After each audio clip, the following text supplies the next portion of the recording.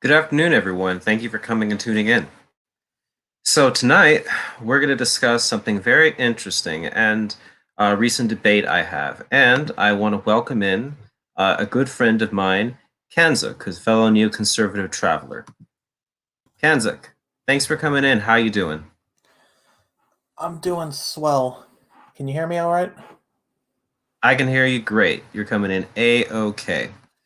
So to our audience members, we might have we're supposed to have Anthony Roberto coming in, but if but we'll have to see. That's Global Affairs on Twitter. But right now, Kanzik and I will begin to discuss an interesting debate that I had recently. And this will be a part of a new series that I will be calling Isolationist Hacks and Quacks. And tonight we'll be discussing one isolationist hack and quack on Twitter, whose name is Quick Stix Productions, who goes the Twitter handle at Stix_quick. And we'll be discussing a debate I had with him recently.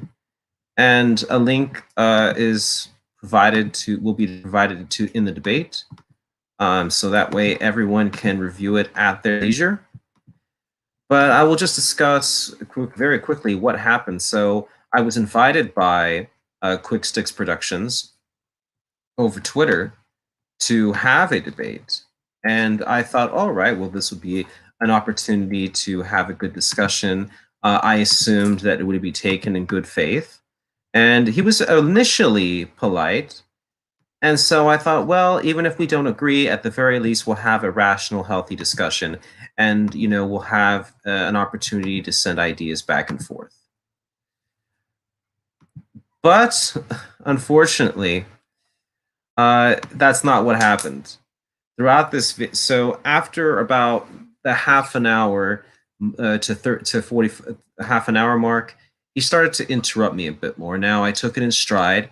Around the 45-minute mark, he began to interrupt me more, and I obviously started to get frustrated. So I asked him to please let me finish at times. I tried to be respectful, and then just around finally the hour mark, he then just continually tried to cut me off at every single opportunity because I was defeating his positions through rational reason and through points that he could not refute, but he just refuse to accept it, and then proceeded to then smear me throughout the video at different points in time, equating me to some of the worst things that I have heard, and continued to put forth arguments that he knew and admitted at times are wrong, but just held firm to them. So Kanzuk, you saw that some of the debate. What did you think? Well, I didn't see the first 27 minutes because I was busy, but I did see everything after that. Uh, so I assume that's when the interrupting started, because that's when I was there and that's what I saw. That's correct. That it started around that time, and then it continued to progress and then progress, and it just got worse and worse. I mean, there were times when even members of the audience were saying at different points in time, like at 55 minutes and 32 seconds, at 50 minutes and 50, sorry, at 50 minutes and 50 seconds, 58 minutes and 20 seconds, 1 minute and 1 hour, 13 minutes and 33 seconds, into the video, all these different points in times, there were members of the audience saying, Stix, let him talk. And of course, he continued to interrupt to the point where even the moderator, and I'm sure you were there at this point, warned us both that he would cut it, to mute our mics or not talk when the other was talking. And then at one point, he said that he threatened to mute the individual, Mr. Quicksticks, if he kept talking over me. And then finally, eventually, he did. So it just shows you that Mr. Quick Sticks or Productions, or Quick Sticks, Sticks Quick, was not arguing in good faith. He was just trying to control and dominate the discussion through shutting opposing voices down. Uh, yeah, I don't think people ever really debate neoconservatives in good faith. And I think that might be due to the fact that they're so hated across the entire like political compass or spectrum or whatever you want to call it. Well, we're so hated because we're right. I mean, it's not a matter of hating us because because oh well we're just there to hate. They're hating us because they know that our arguments are right and they can't counter them. So that's why they get angry, and that's why they start getting hostile, because it's the reaction of someone who realizes that they can put in a corner, that they can't get out of it, and they're trying to find, essentially punch their way out. So I mean, throughout this debate, this person was bringing up a ton of ridiculous statements, and then also even completely contradicting what he'd said earlier. What stood out to you, Kanza? What was in that video you were just like, oh my god, come on, man? You guys did talk about the Iraq War, if I remember correctly, right? Yeah, that's correct. He made false claims that over 500,000 civilians died in the war, and he tried to essentially suggest that the majority of those civilians were killed by coalition forces, which is exactly what a liar like that would do. They try to suggest that it was the United States that was the bad actor in here, when the evidence has shown the majority of the civilians killed in Iraq were not killed by coalition forces. They were killed by Sunni militias, Sunni Ba'athis, and by Shia militias from Iran, who stoked up the violence and proceeded to commit criminal acts and killings upon each other's community, and to the point where the United States surged the forces in there to try and prevent the killings. And every year that after the surge of the troops being a massive amount of troops being put in Iraq, the killings went down and down and down, and only rose in 2012 after the United States pulled out of Iraq. So he based his argument off complete falsehoods and lies, and he said, "Well, I've heard this number from sources." He didn't even provide one reputable source. I provided one, and he provided none. Oh, yes, one question. What exactly is his ideology? Because I couldn't exactly determine what's his worldview, if you know. Well, if you look at his Twitter, it seems to be a mixture of progressive, non-interventionist, quote unquote isolationist dictator enabling policies. So he said he used to be a tanky, although the reality is that his ideology is very repugnant, and so it's kind of like what's some of the viewers in the chat were saying eventually, this idea that, oh well, because Todd Mullicoat at one point made a comment saying containment is saying to North Korea's people, I don't care about your suffering. And that's essentially what it comes down to, because he kept saying, oh no, I care, but he was like, but he kept, his point was, but there's nothing we can do about it. That's like saying to a drowning man, well, sorry, but I can't, but I don't know how to swim. Yeah. I mean, the same logic can be used to justify not intervening in the Second World War. I mean, 60 million people died. Imagine how many we could have prevented if we didn't do anything. Yeah.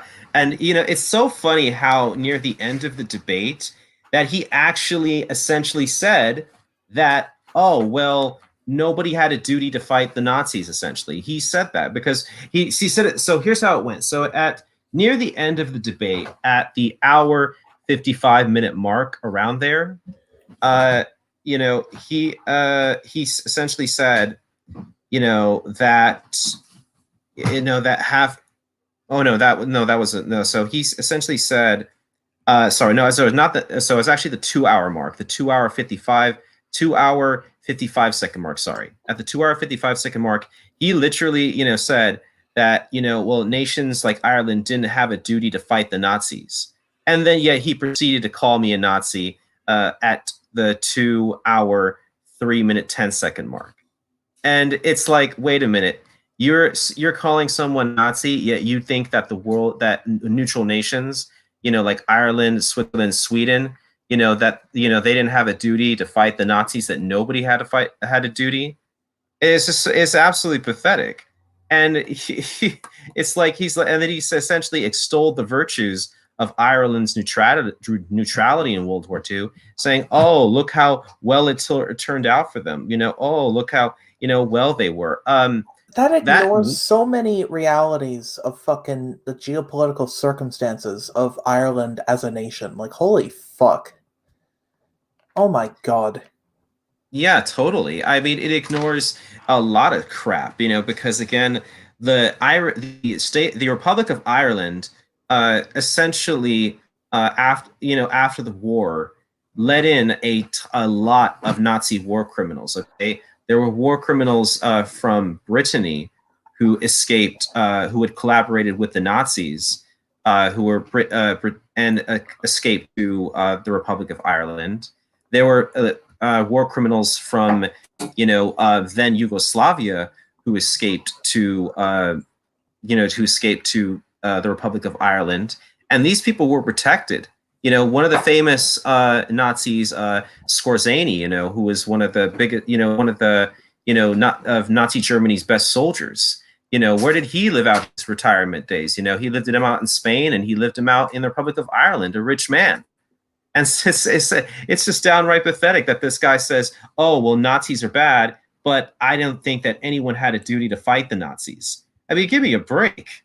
Yeah, his mindset is like, nobody had a duty to fight the Nazis. Oh, you want to fight the Nazi? That makes you no better than a Nazi. I'm so smart.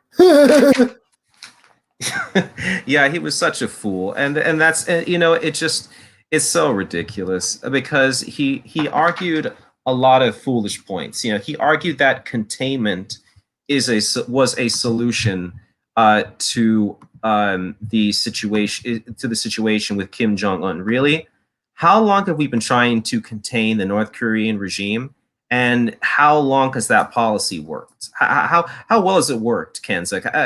Can you tell the audience? Containment. If the goal is like disarming and like destroying the regime, then no, it's not worked. It's not worked at all. Exactly. It's not just worked, it's failed miserably. I mean, if we look at the policies of the if we look at what happened has happened in the country because of containment, quote unquote, trying to stop the North Korean regime from getting nuclear weapons, it has failed miserably. They've got at least around 10, and they're trying to make more. And how many tunnels have they created under the country to invade the South, which he at one point admitted they had done. And yet he kept saying, well, we have to negotiate, despite the fact that he even at one point admitted that at the hour 8, he admitted that the hour 18-minute, 55-second mark, he admitted that Kim Jong-un couldn't be negotiated with. Yet he suggested we should keep doing it because, well, we should, if he dies, then he suggested that, well, things would get better. Kim Il-sung died. Kim Jong-il died. And things didn't get better whatsoever. They just handed it over to the next person. So does he really think it's going to work? He's fooling himself. It's not like a dictatorship. It's not like with Russia where like there's no like groomed successor, well, at least as far as we know. So if Putin dies, Russia could really like go under. It would be a fucking shit show. But with North Korea, like it's basically a fucking dynasty. It might as well be. Like nothing's gonna happen if Kim dies.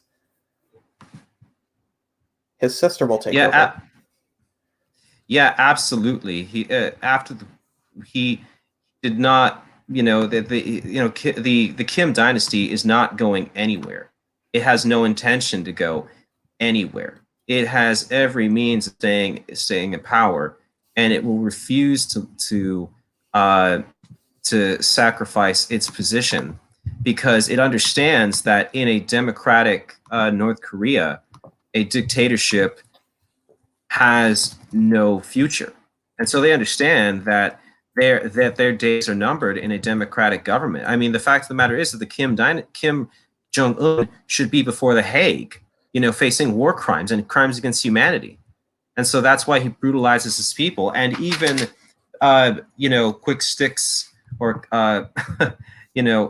Stix Quick admitted this. And yet he continued to suggest that there's nothing we can do. Well, yeah, sure. That's it's like a rich man who is feasting on a fine meal and knowing people are hungry outside, saying, "Oh, that's so sad," and just to continue to gorge himself. Yeah. Fuck, I forgot what I was gonna say. Sorry. No, that's fine. I mean, like it's like it's so disappointing to see this sort of moral relativism take over, that this moral relativist attitude that other people's suffering is not our responsibility. And he essentially said that, well, there's no such thing as a moral standard or morality. Because we brought up the point that I brought up the point everyone knows or has a basic understanding that murder is wrong. Everyone knows and has a basic understanding that sexual assault is wrong. Everyone knows and has a basic understanding that child abuse is wrong. And yet he said, well, I've never been a dictator like Kim Jong-un. I didn't grow up like that, so how would I know? Are you kidding? You're literally saying that, well, just because he's a dictator, we have to understand why he's so bad. Are you crazy? Frick no. I would say from a strategic standpoint, understanding how your enemies think is good, but that should not be used to like try and sympathize with them. You know what I mean? Absolutely, because it's to sympathize with those people or to make that sort of suggestion that, well, you have to understand, you have to understand it. Give me a break. There's nothing to understand about it. There's nothing whatsoever to understand about those sort of horrific crimes. And how many people has the Kim Jong-un regime killed? It's the numbers are too many to count. Yeah, to people who say we need to understand Kim, maybe he should understand us. I mean, he's fucking rich. He has a ski resort in Switzerland. He eats fucking excellently. He's fucking obese, so he has lots of good food. Like, he should understand us working class people. Like, fuck. I know, it's like, so let's look at the the famine. Not just Kim Jong Un, but even his father, Kim Jong Il. All this ridiculous crap. How they literally feasted, and while the country starved. I mean, let's talk about the Korean famine, for example, in the 90s. So the DPRK leadership literally allowed its population to starve to death because it was not willing to democratize.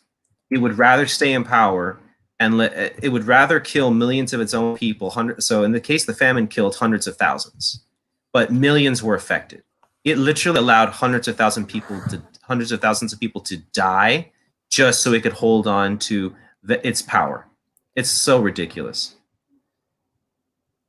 Yeah, like, how can... Oh, I wanted to say something about... He mentioned, like, states being rational actors, or am I mistaken? Did he say that in the debate?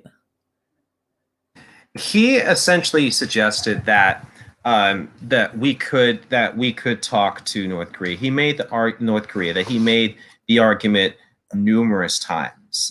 That, well, talking is better than a war. He claimed at the 59-minute 10-second mark, around that time, he claimed that my views of Kim Jong-un were more dangerous than his. Really? how many people has Kim Jong-un killed? Okay, and how has he killed them? He's killed people in some of the most grotesque and disgusting ways. I mean, the man is a psychopath. I mean, you have individuals who literally that he has killed, that he ordered to be killed in some disgusting, grotesque way. So I just posted an article from the Daily Beast, okay? And obviously, sometimes people say, oh, well, some of them have been exaggerated, and maybe a few. But it doesn't get far from the point, though, because the human rights in the Committee for Human Rights in North Korea found that they said that satellite images showed 6 anti-aircraft gun systems that were fired upon a very small target. And guess what happened? Guess what that small target was? Those were human beings. So think of what a 50 caliber round does to a human body. Think of hundreds of 50 caliber rounds. What those do to a human being? A person who literally orders a person to literally be blown to pieces by bullets is not a rational human being. I mean, for crying out loud. So in 2012, a military officer was also sentenced to death for drinking during the official mourning period for Kim's father, Kim Jong-il. And you know what they did? They shot him with? They didn't just put him in front of a firing squad. They literally killed him with a short-range motor firing squad. They literally blew him to bits. This is, I mean, are you serious? Does anyone think that this is a regime we can negotiate with? When a person who works with Kim's uncle was reported to be killed by a flamethrower? And it's just like, oh my, now it's like, oh my God, this guy is a psychopath. And so how can you negotiate with a person like that? You can't. Not to mention that this has already been tried for like the past 30 fucking years. It's not like it's a position that hasn't been tried. Just, they can say, oh, we haven't tried yet. Like we should give it a shot. No, it's been tried for 30 years. We had the agreed framework established under Bill Clinton, which is essentially the North Korean version of the Iran nuclear deal. And, look what happened. They fucking utilized that to just advance their nuclear program. They made nukes, and now Trump has tried recently in 2018 to start trying to get shit disarmed, and that didn't work out either. They're building more advanced ICBMs. They're not disarming at all. Diplomacy does not work. It's been tried for the past 30 years. Exactly. I mean, Kim has continually, been pushing for violence and for a conflict and for war. It's not a. This is not a regime that can be reasoned with. This is not a regime that can be negotiated with.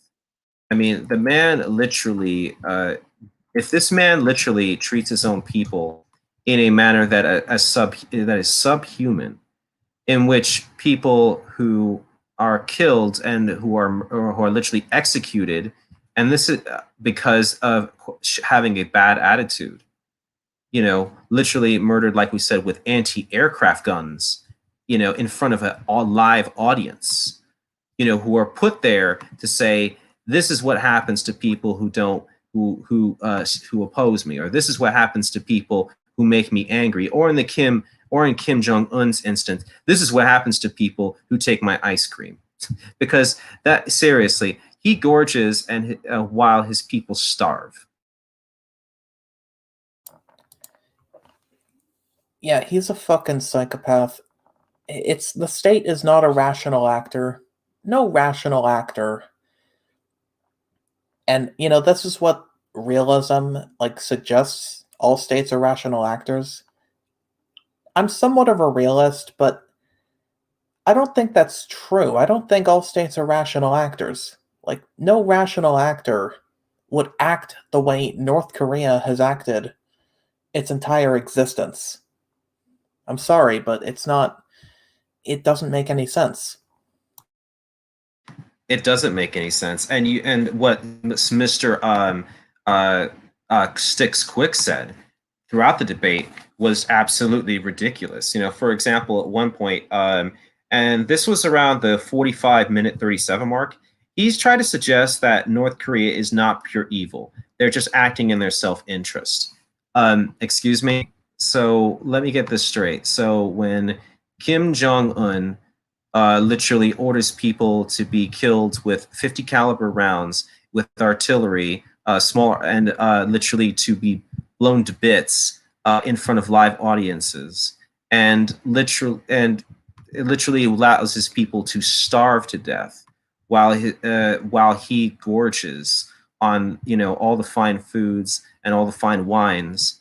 I mean, sorry, that person is not doing it because they're thinking rationally. They're doing it just because they're pure evil. And you know what was laughable, that Mr. Stix Quick said in the debate around the 47-minute 14 mark, he said he didn't like the word evil, that it alienates people. Well, I say, yeah, it alienates people who are evil. People who are evil, guess what? Get alienated. It's too bad. If you commit murder, you're a bad person. You're evil. I'm not afraid to say that. If you commit sexual assault, you're evil. You're an evil person. I'm not afraid to say that. And so this is the complete suicide of people who believe in moral relativism. At the 48-minute mark and 48-minute 20-second mark, he said he didn't believe in objective morality. Well, then why even have laws then? Why even have basic laws if you don't believe there's an objective morality? Because laws are based on the idea that there is an objective morality, that there is a basic standard of living, that there is a basic standard in which you can't just go and kill someone you don't like. You can't just go and sexually assault someone that you want to engage in sexual activity with. That you can't just abuse a child or because you don't like their attitude. It's absolutely ridiculous. And this is the suicide of moral relativism, because if you say that there is no basic moral standard, then anything goes. Yeah, anything goes under if moral relativism is accepted on a global scale, then there's no fucking what's the word? It's how you said, anything goes. You can't fucking criticize people oh, it's subjective morality. Yeah, I killed and raped this child, but you know what? It was subjective, bro. Exactly. That's the end result of it. And you saw my tweet, right, where I talked about a basic standard, of morality, where he said that, that he tried to say, well, where does objective morality come from, by the way, because we'd argued this point back and forth. It reminds me of sort of pedo Vosh. And we had that little, photo where there's a based image of a guy saying, child pornography is immoral and should be illegal. And then on the other side, there's Vosh saying, do you have a study to support that claim? And it's just like, I'm sorry, if I have to tell you why something like that is evil, then what the hell is going on? And there's this guy on Twitter now that's called Based King 10 or Base King, who's literally trying to essentially say, well, I didn't answer the question. No, I did answer the question. And they just didn't like the answer.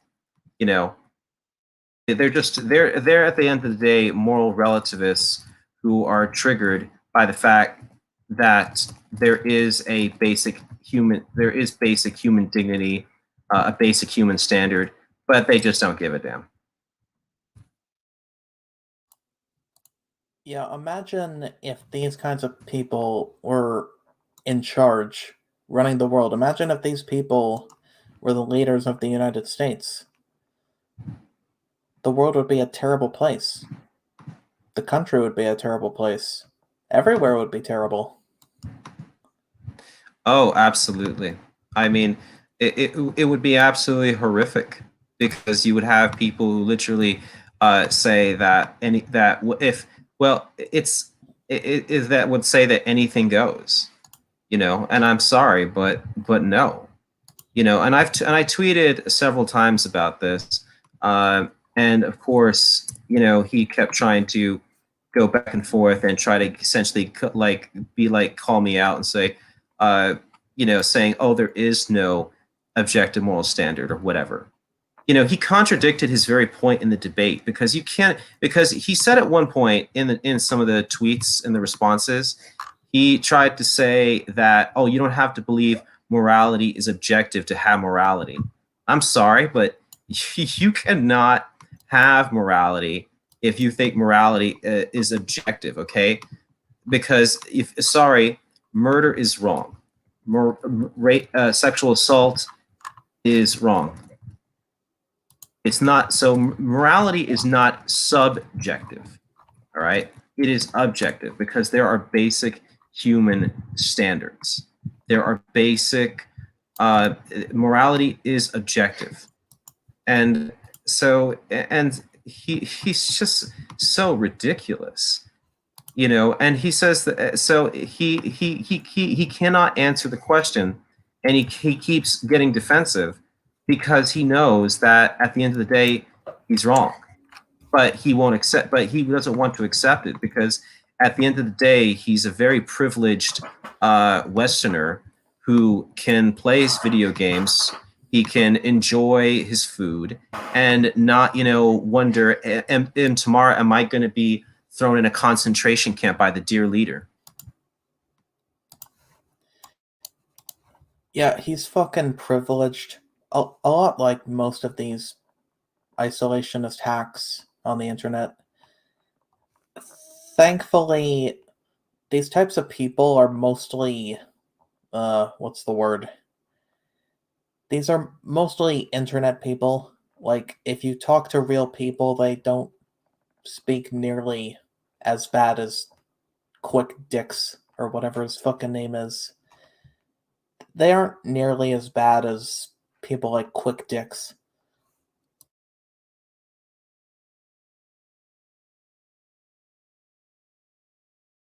The fact of the matter is that we're right. Okay, there is, if for people who live in the West and engage in this sort of thing, you know, they, I'm sorry, but if you, they have such Western privilege because for them to say that, oh, you know, that all the things they're saying, well, it's not necessarily bad for Kim Jong Un in his mind. So therefore, you know, he is somehow excused.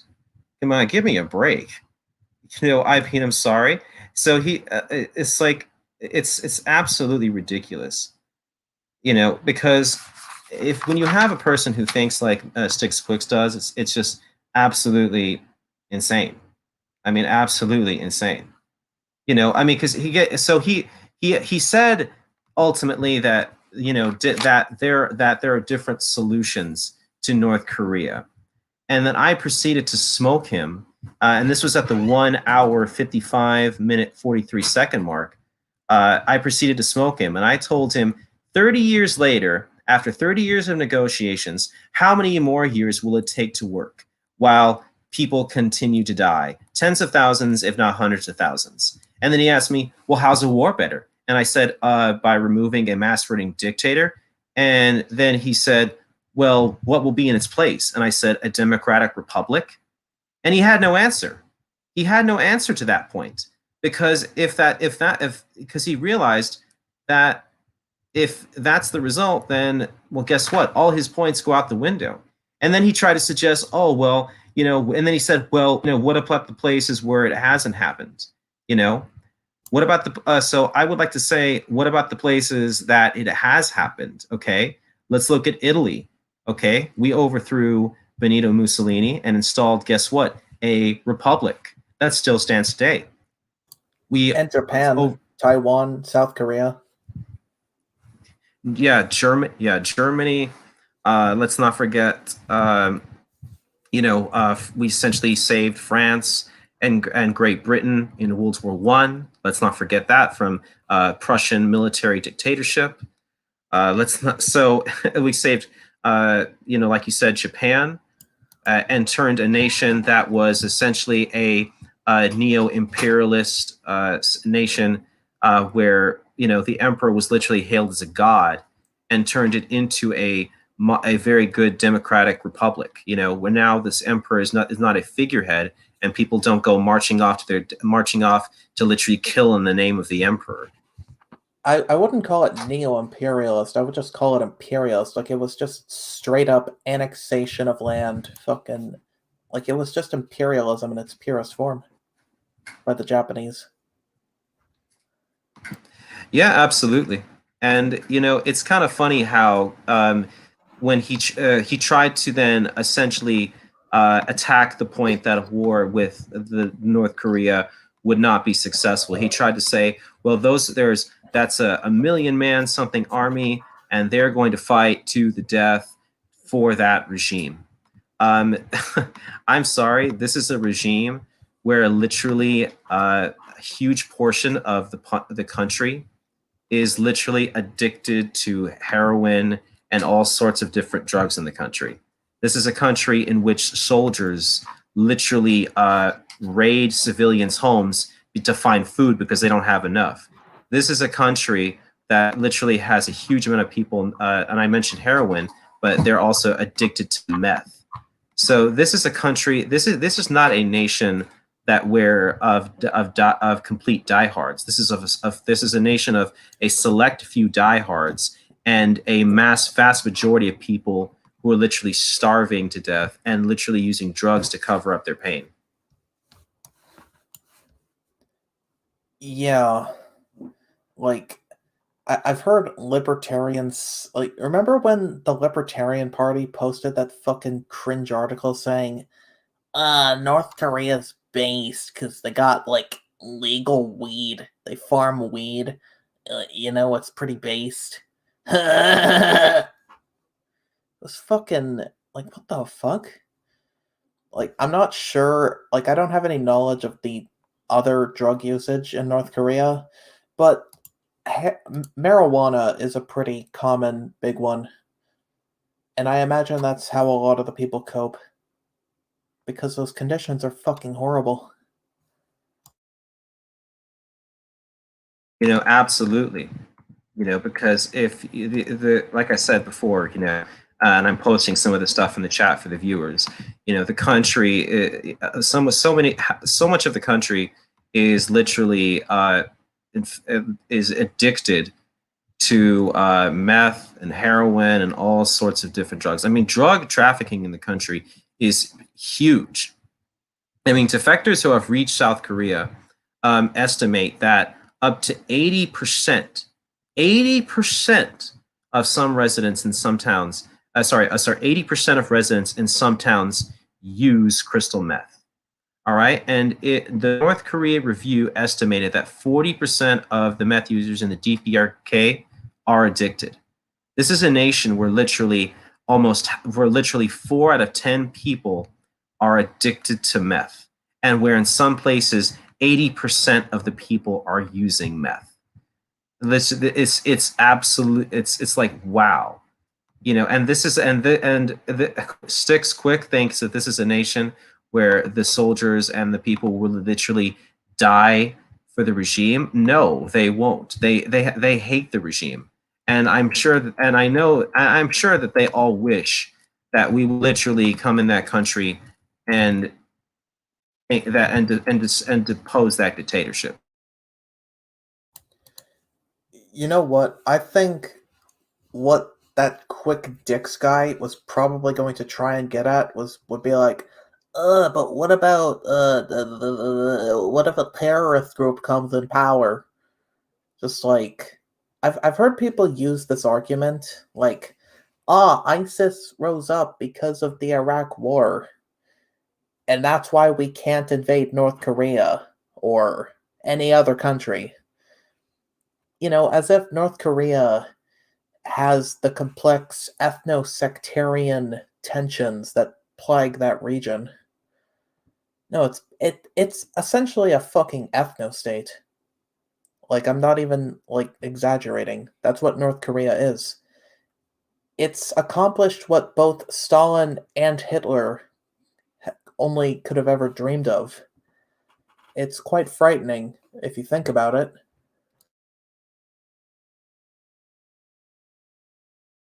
Yeah, absolutely. I mean, the North Korean regime is very much a racist regime. I mean, they very much are ethno-nationalists. They believe that Koreans are the superior people of not just Asia but of the world, and they see themselves as, that they have a right, a divine right to conquer, to own the world, and they are. It's just absolutely this regime is absolutely insane, you know, and yet Stix His Quick name is Quick thinks that we. Stix. Quick Stix. We're calling him that. I won't use that just because my family would not approve. But if you want to use it, go ahead. I wholeheartedly endorse it. I'm just going to stay Sticks Quick. I'm just going to say that this guy thinks that we can negotiate with them. Heck no, and no. It's like trying to negotiate with Hirohito. Okay, Emperor Hirohito had no a desire to negotiate. He wanted to conquer East Asia along with the military in Japan at that time. Um, Hitler had no point for negotiation except to advance his own interests. He negotiated for the Sudetenland, and guess what happened? He then took the whole country of Czechoslovakia. And so all these individuals, these tyrants and despots, negotiate only if it helps their interests, and they negotiate always in bad faith. And Stix Quicks thinks that negotiation and containment will work. Really? After 30 years, it's going to work? And now we bring on Anthony Roberto, What's and up? so glad to have you on. What's up? Sorry, I've just been doing some stuff. I actually didn't even look at Twitter for a little bit. Yeah, just been busy. What's up, guys? Well, we're doing great. We're discussing the debate that I had with Sticks Quick and how his moral relativism and his isolationist policies are absolutely toxic and lead to the suffering of millions of people around the world globally. And currently, on the topic of North Korea, lead to the suffering of millions of people there. And we're showing, and so please tell us some of your thoughts on the debate from what you saw. I know you saw a portion of it. Please tell me your thoughts and tell the audience. Yeah, what's up? So I'm Anthony. I go by Global Affairs on Twitter. I cover a lot of foreign policy. I also cover a lot of other stuff. I'm in school for foreign policy as well, so that's kind of like my thing. Um, so I guess when it comes to the debate, I watched. I want to say like 30 minutes, maybe 40, maybe a little bit more. But I kind of came in like around like the halfway point, I think. So what I saw was like the more relativism, like what you said. It's definitely kind of strange because it's like, well, why do we have to take into what they say into account? Because it's like when it comes to like North Korea, it's like, well, I don't really care what they think about like how they define, I guess like some of these mass atrocities, right? Like I don't have to really take into their worldview that, and it's like, well, like I don't really care if Iran says that, like I guess the definition of rape is different. Like that's kind of like weird. It's like most countries go by like a very certain standard when it comes to those things, and it's like if one or two countries are off, like why do we have to like regard them? So I just thought that was just kind of weird, and he was like really hung up on that. Um, Generally, I think I definitely think North Korea is a decent example. Um, Although I think other countries are a little bit more, I guess, urgency to have to them, just because I think they're a little bit more ambitious. But definitely, North Korea is definitely one of them that does a lot of tyranny around the world and domestically, and it's very hard to work with them because they don't want to work with us even when we give aid and whatnot, they don't spend the money right. So yeah, I don't know. We don't have too many options with North Korea. and it's kind of upsetting that people want to dance around that question. I guess are my first thoughts on this. I mean, they dance around it because that's all they can do. They have no rational argument. You know, it's just downright pathetic, the moral relativist attitude, because they suggest he tried to trap me in the debate during that point. He tried to say, well, where does objective morality come from? You know, does it come from God? And I told him I don't like this question, and I had a right not to like the question, because what it does is suggest that you have to be religious to believe in just a basic moral principle or an objective morality. No, atheists, agnostics, religious people, and everyone understand that there is a basic level of human decency, that you cannot oppress people, and that you cannot murder someone. You cannot take someone's life against their will. That you cannot take someone's freedom against their will. That you cannot take someone's property against their will.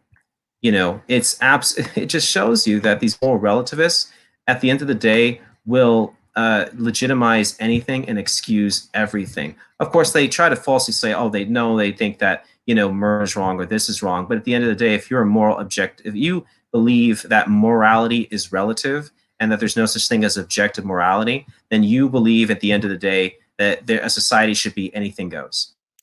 Well, it's not only that though, but it's like why do we have to like extremely like like take into account like what these people think, right? Like it's North Korea. Like I don't hinge on my definition of what they think. What I guess the definition of rape is like it's just it's really weird. It's like most of the world kind of has like a very certain like set of standards of like how like basic things need to be punished or addressed or solved. Like you mentioned, whether it comes to mass atrocities or when it comes to genocide or whatnot, I think most people around the world kind of like a sense of what that means.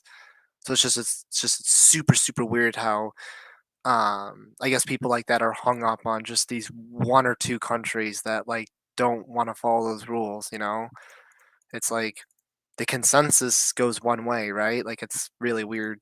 Um, I think the other thing, I don't know if you did talk about this a lot because I did mention this in the chat. I think when it comes to North Korea, they're very dangerous abroad.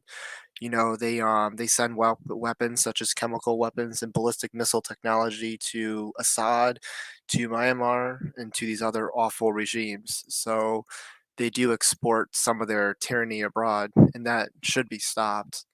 Um, I don't know how, but yeah, it's definitely a problem, you know, because I think people like to think like, oh, you know, it's North Korea, it only happens there. Well, it's like that's true, but foreign policy wise, they do help Iran, they do help Syria, and they help just a lot of atrocious countries that shouldn't be having these missiles and chemical weapons because you know it's obviously awful what they do. So you know, when it comes to the international stage, they're pretty bad too.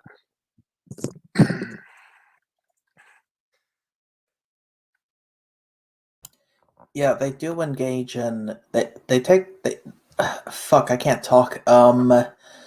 They do play a part in nuclear proliferation, and that alone is a major problem. Like they did like I'm not too knowledgeable on Syria's nuclear program, but they did help build a nuclear reactor Yep. for the Syrian government from what I understand. Yeah, actually, it's actually great you mentioned that because I believe it was in the early 2000s.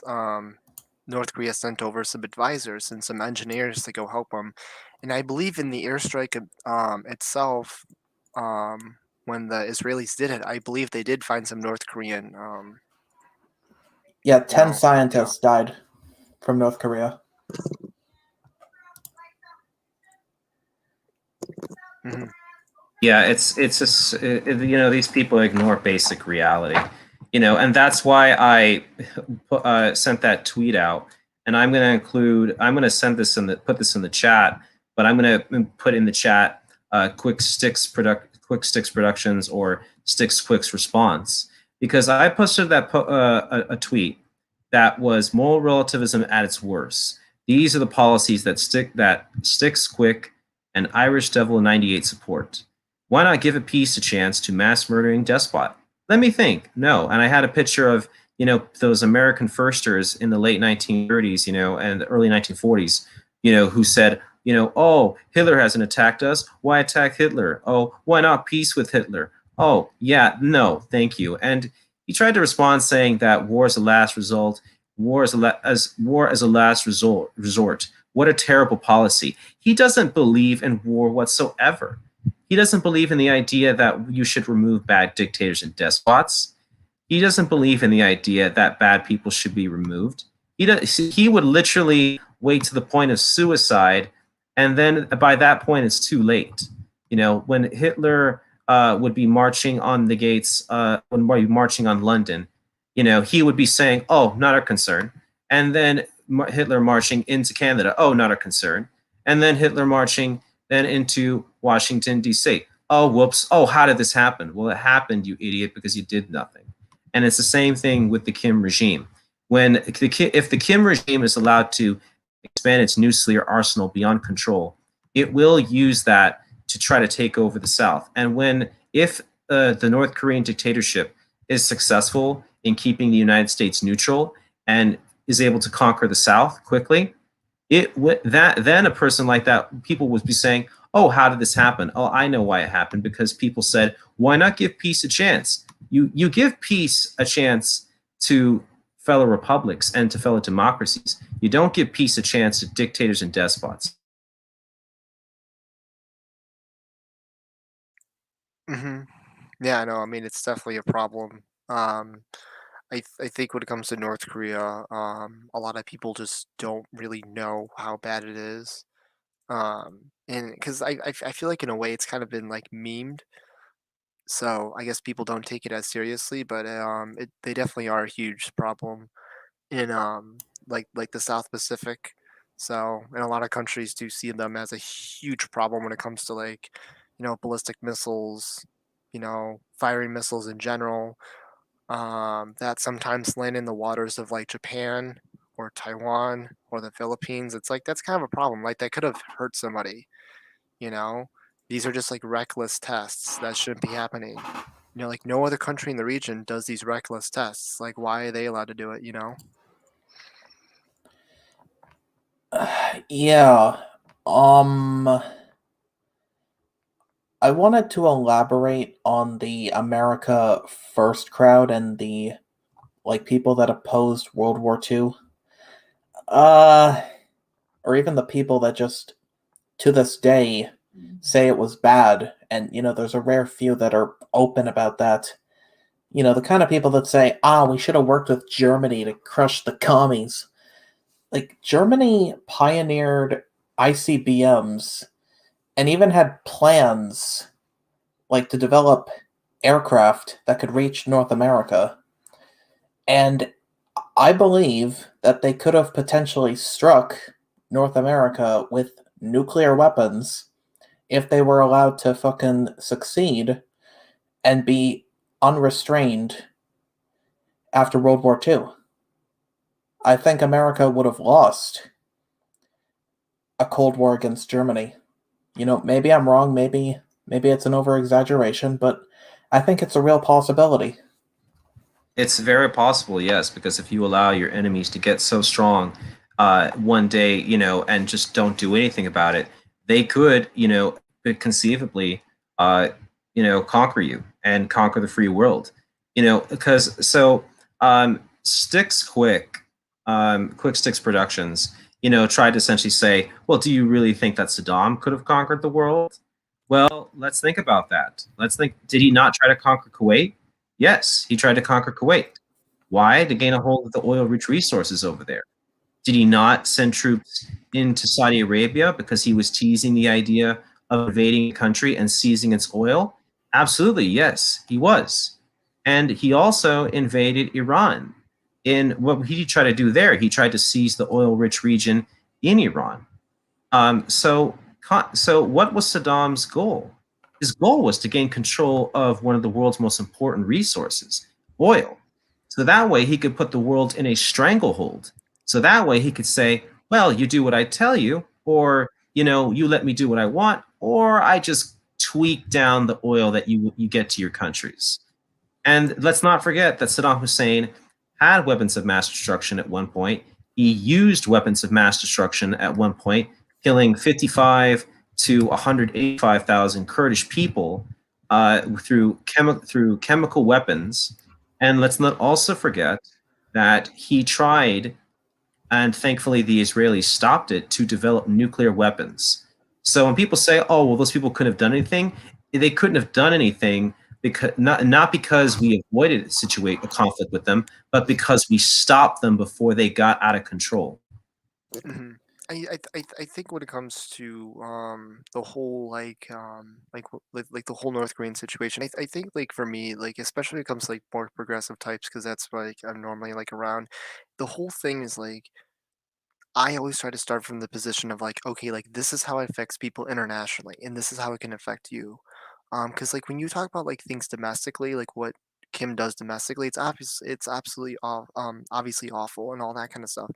But it doesn't really like stick to people as much. But when you talk about like, hey, like North Korea does this stuff, and North Korea does this stuff abroad, like they do this stuff, like if maybe if you're like a tourist or something like that, like this is why certain places are dangerous, or like you have to like it's always good to find a way to make it so like it affects you, I guess, in a sense. I think it's really hard with North Korea, but you can kind of do it more with like Iran and Russia. But like I always try to start from the position of like, okay, like this is how it affects things like international trade. This is how it affects other in other ways of life, right? That make things really bad. So it's not just like them domestically doing bad stuff. It's like this is how it does stuff openly. Because you want to make sure that like when people know about these regimes, they know about how much of a negative externality they pose to people. And I think from there you can get people to actually say like, okay, like this is a problem we have to deal with. Um, and I feel like with some neocons, like they sometimes don't talk about that element as much um, in regarding to foreign policy.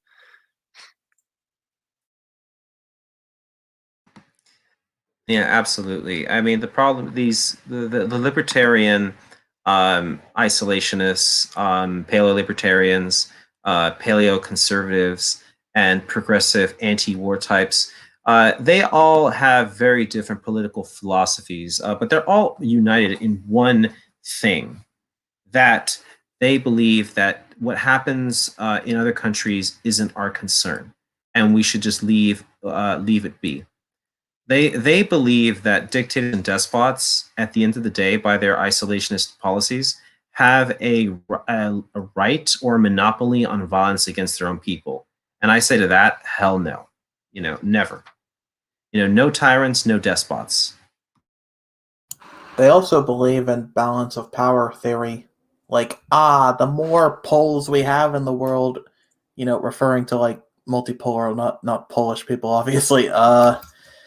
Yeah, let's just let Iran have nukes to balance Israel. That's not going to cause a nuclear arms race, we promise. That's not going to cause Saudi Arabia. It's not going to cause Turkey and Egypt and God knows who else. Well, I think like another thing that I don't really get from some people is this weird idea that like somehow like dictatorships are stable because like Saddam's regime, Nasser, Assad's, what we see like in Turkey or China or Russia, like none of these regimes are necessarily stable.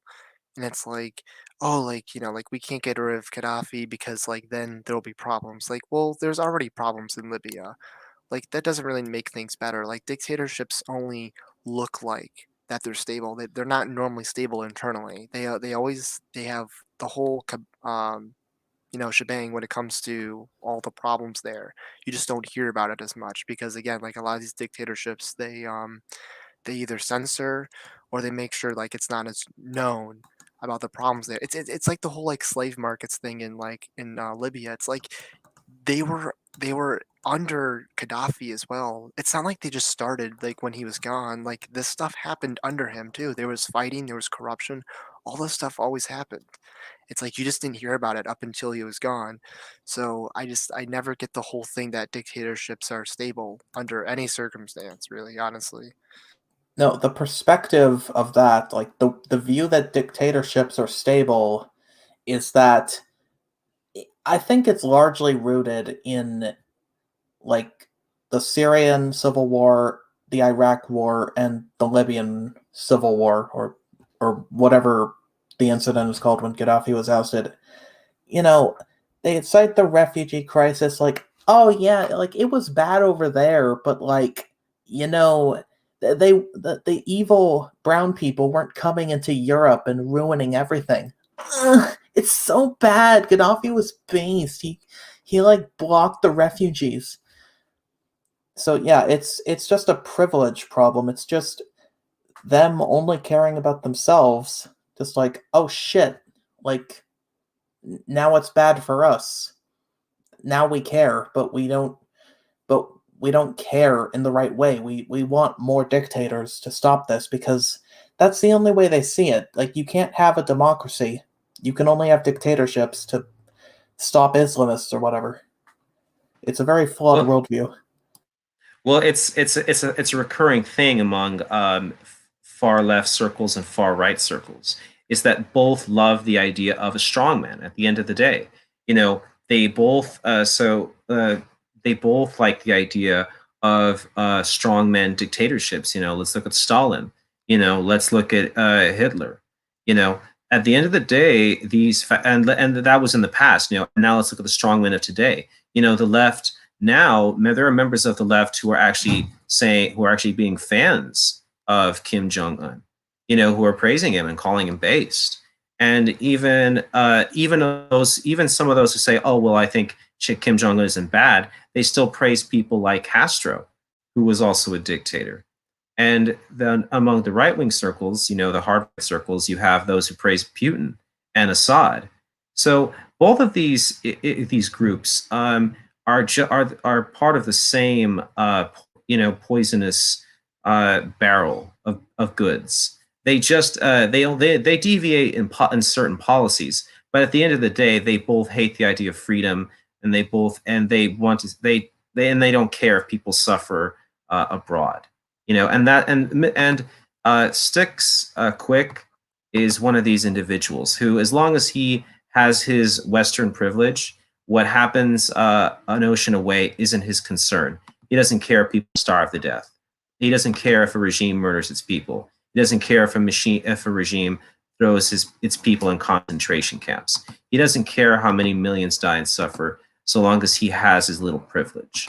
And that it's just absolutely disgusting at the end of the day. And he says, "Oh, I care." No, you don't care if you don't want to do anything about it. And it's ultimately at the end of the day, if you don't want to do anything about it, you ultimately don't give a damn. Hmm. Yeah, I mean, I think a lot of it has to do with like, you know, we don't want to deal with problems, you know, and I feel like it's not even so much that like, well, some people like the dictators, but like, you know, like as you were saying, it's not so much um like I guess like they're huge fans of them, but like it's more like they just don't want to do anything about it, which seems to happen like a lot, where it's like, well, I don't really care about this issue because I don't want to do anything about it, you know, because they don't want to get their hands in the mud, and that seems to just be a reoccurring theme. And again, there just has to be like a way you can get people to care about it, a way to put it in people's minds, even if it's not their top issue, just have it somewhere in the back of their head that like this has to be solved, you know, whether it be North Korea or like another country. And yeah, it's one of those things, you know, making sure that, you know, people are thinking about foreign policy and America stays exceptional. No doubt, no doubt. I mean, so you know, this individual Sticks Quick. Um, you know, he also said in the debate, you know, at one point, which I find just you know, absolutely you know, laughable, and is part of the exaggerations that the anti-war leftist crowd make, and also the paleo-conservative you know, strongman loving types make. At the hour 18-minute 20-second mark, you know, he said, "Oh well, if you you know, depose Kim Jong Un, multiple regimes could pop up." World War III could happen. Wasn't that the same thing they said when we killed Soleimani? Wasn't that the same thing when we said that, or when we went to Iraq? And and about Libya, and what has resulted in Iraq? We now have an actual republic, democracy. It's not perfect, but it's leagues way better than under Saddam Hussein, in which people literally were murdered and gassed to death, and literally could be shot and killed on a whim. And it's also Libya too, you know, you know, in which now we have an elected parliament. And in Libya, they didn't elect a lot of like Islamists or Muslim Brotherhood types. When the first election happened, the first free election, they elected moderates. They elected people who were, some of them were secularists. So history proves that these individuals, who stoke the fires of fear, are wrong. But they continue to use this old argument. They just simply tweak it a bit. Yeah. I wanted to say 2011, in my opinion at least, represents the United States' biggest foreign policy failures in the millennium thus far. A combination of a shitty execution of ousting Gaddafi. And yes, ousting Gaddafi was good, but like we should have stayed there, but we didn't. And now there's like two competing factions, and the US doesn't even have a dog in the fight. Like, well, that's because of the progressive, anti-war crowd and the paleo-conservative, isolationist crowd. yeah, I agree. Obama was an isocuck to it, or he was like half isocuck, half hawk. He was like a crippled hawk. Yeah, and a crippled hawk is just as bad. Is barely, is only a couple degrees better than an isolationist. Because if you're only willing to take half measures, then it's like, playing a game. Okay, if you play the game halfway and then you get pressured to leave the game, well, guess what? Now you've given, your opponent all this time to catch up and all this time to do, irreparable damage. And thankfully, in Libya now, that there is a chance now for this civil war to end, and because of France's, defense of democracy in the region, France prevented, another strongman from taking power in Libya, who the Russians, the Kremlin, and the CCP are backing. So the Kremlin and the CCP, are backing, the strongman in Libya, while the French are supporting, the duly elected government in Libya. And thankfully, because of the French, that government has not fallen. And what's going to happen in Libya is is a great republic and a great nation one day that's going to be free. And the same thing would happen in North Korea. Just like when Stix Quick said to me, well, what would happen if you, depose Kim Jong-un, trying to entrap me? I said, you would remove a despotic, murdering dictator. And then he tried to trap me again and said, well, what would you replace him with? And I said, a free democratic republic. And then, so these people try to trap you and they realize that once you answer their questions, then they realize they have no legs to stand on. So we're about to hit the hour and 10-minute mark. I want to close because I don't want the video to go too long. But, Anthony Roberto, since you came on a little later, please just, give us, some last minute thoughts. Yeah, so I think overall you did all right when it comes to I guess defending your position on North Korea. From what I saw, I guess it's just trying to hit the home run and make sure that like you try to make sure like for people who you know are not really worried about North Korea to actually like think about it more often because it's not just like some meme. Like North Korea is actually a problem, not just internally but also like globally, or at least within the South Pacific, which a lot of countries are obviously there. And it's just making sure that, like, we actually have a strong policy towards North Korea because they are a huge problem. And it's only getting worse, of course, with like their nuclear technology and their ballistic missiles and all that crap. It's like we have to do something about that. And I think like playing this more morally like relativist kind of games is not really good because it's like, well, it's like everyone else thinks this guy is kind of bad. Like most of the other Asian countries that are around there, they think he's they think Kim Jong Un is pretty bad. So it's kind of a black and white situation, right? Like like North Korea is like a crazy country. And I think yeah, they're not like insane where they'll probably like nuke a country tomorrow. That probably won't happen, but it's still a huge problem. And yeah, I don't know. It's one of those things where some people just don't get it. And I guess as like my final thing, I would say on North Korea is I guess like next time, maybe just try to show more points about what they do internationally. Maybe that will wake people up a little bit. But other than that, I think you did pretty well in the debate. Well, thank you. I do appreciate your thoughts on this, Anthony Roberto.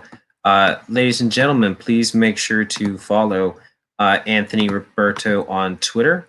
I'm going to post his global affairs. I'm going to post a link in the chat. Thank you so much. You have a good night, global affairs. Okay. Mm-hmm. So Kanzuk, now's your turn. Please give the audience some last minute thoughts on the debate and what we discussed.